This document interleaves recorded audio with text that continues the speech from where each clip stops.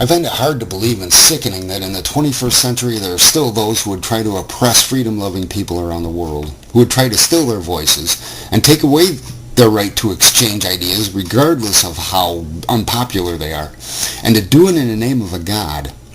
But worse still is when supposed free thinkers, those who claim to have open minds, do it for whatever reason they have, whether it's ignorance or badly misplaced sense of loyalty. Then we're approaching a new realm. We're no longer in the realm of the reason, we're in the realm of the fundamentalist, who would censor thoughts and ideas that do not agree with their own. And to suppress ideas is the highest form of tyranny. It makes that person or people no better than the old school communists, Marxists, or Nazis. Karl Marx, Lenin, and Hitler would be proud of you.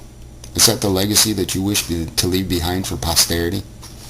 Those who fight to preserve freedoms raise themselves to a level higher than can be achieved by any who ascended to heaven through the oppression and subjugation of their fellow man in the name of a god. They raise themselves to the level of heroes. When ideas are crushed or communications are censored, it is the duty of all free people to fight to regain their freedom, whatever the cost. More martyrs are made in the name of freedom than ever have been in the name of God. At one time on YouTube, it seemed that Christian fundamentalists were the main cause of false DMCAs and false flaggings. Now it seems Muslims and atheist fundamentalists want their moment in the sun, but they're not happy with just the spotlight. No, they add terrorism. Terrorism through death threats.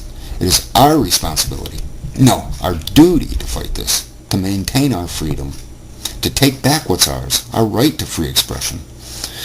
I remember before I joined this community, I could sit back and watch Thunderfoot videos, and they were informative and entertaining.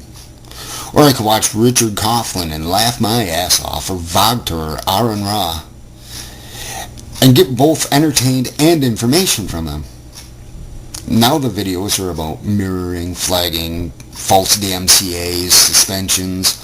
All of us, myself included, are under attack in the one place where information is supposed to be free for the asking, the internet. And I have a small channel, but because I choose not to ignore the threats to others, I put myself and my channel at risk. I'll stand behind Coughlin. I'll stand behind Thunderfoot and anyone else who is under attack by any who would censor and bully. I won't do this because I wish to feel as if I'm part of the community, as if I belong, but because it's right.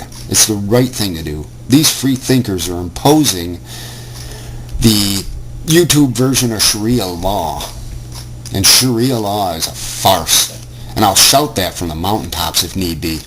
It's a thinly veiled excuse, a permission slip from long-dead idiots for one group of people to subjugate or kill anyone who doesn't agree with them. Not their gods, them, because men wrote the Bible and men wrote the Quran, not gods. Men who wish to oppress, desert-dwelling, ignorant nomads who had no qualms about killing in the name of their God, or more realistically, their ideas. Men who denigrated women, placing them in subservient roles, while more civilized societies lifted women to positions equal to men, societies that correctly assumed that women were as smart and capable as men, and in some cases more so. We're now faced with people who would turn 2010 into 1020. This is the time period they want us to be in, when churches ran the state, and we're not separate from them. A time period where religion better damn well be the only thing on your mind. The only difference is now they're joined by atheists as well. And the thing that pisses me off the most, that makes me want to divorce the whole human race, is in this world there are more countries with a right to free speech than not. So the chances are real good that the ones that try to shut down these rights are coming from a country where talking bullshit is legal. And some of us would even defend their right to talk their bullshit, though it reaches a point where we should just let them twist in the wind. You have a right to spout your bullshit but would deny others the right to counter you? And where did this right come from? More than likely it came from those who fought and died for the ideal. Because of them, you have the right to be assholes. I lost my best friend in an airplane crash, a friend who firmly believed that everyone on Earth should have the right to think what they want, worship as they want, and say what they want without fear. Not just Americans or white or men, but every man and woman on Earth should be able to live their lives as they wished without fear. And though he was in the U.S. Navy, he wasn't fighting. There were no wars that the U.S. were involved in 1987. He was a rescue swimmer. He was on a practice flight when the helicopter he was on broke up in the air. When he was on a rescue, though, he never once asked, "What God do you worship?" or "What's your political affiliation?" All he cared about was a person in need. He helped build schools and orphanages in the Philippines and Kenya. He helped those who were less fortunate than he was. And what have you done, aside from preaching hatred, lies, intolerance, in some cases inciting others to kill? You've rubbed it in his face, and the faces of all those who gave up their lives for your freedom.